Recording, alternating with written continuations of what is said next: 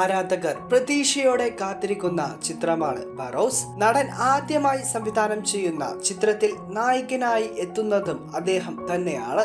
March 28-നാണ് സിനിമയുടെ release എന്നായിരുന്നു നേരത്തെ പ്രഖ്യാപിച്ചത്. എന്നാൽ പോസ്റ്റ് പ്രൊഡക്ഷൻ ജോലികൾ ഇപ്പോൾ തീർന്നിട്ടില്ല എന്നാണ് അറിയാൻ കഴിയുന്നത്.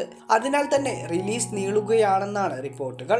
മെയ് 6-നായിരിക്കും ചിത്രം പ്രദർശനത്തിനെത്തുക എന്നാണ് അനൗദ്യോഗിക റിപ്പോർട്ട്.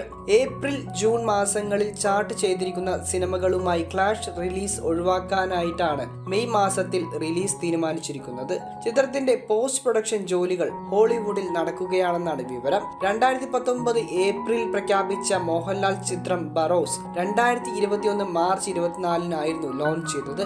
170 ദിവസത്തോളം ചിത്രീകരണം ഉണ്ടായിരുന്നു. ഇപ്പോൾ പോസ്റ്റ് പ്രൊഡക്ഷൻ ജോലികൾ പുരോഗമിക്കുകയാണ്. മൈ ഡിയർ കുട്ടിച്ചാത്തൻ സംവിധാനം ചെയ്ത ജിജയുടെ കഥയെ ആസ്പദമാക്കിയാണ് ചിത്രം നിർമ്മിച്ചിരിക്കുന്നത്. ഫാസ് വേഗ, റാഫേൽ അമാർഗോ തുടങ്ങിയ സ്പാനിഷ് താരങ്ങളും സിനിമയിൽ അഭിനയിക്കുന്നു. ഹോളിവുഡിലെ പ്രശസ്ത സംഗീതജ്ഞൻ മാർക്ക് ആലിയൻ ബറോസ് ടീമിനൊപ്പമുണ്ട്. സംവിധായകൻ TK രാജീവ് കുമാർ ഉൾപ്പെടെയുള്ളവരും ഈ 3D സിനിമയുടെ ഭാഗമാണ്.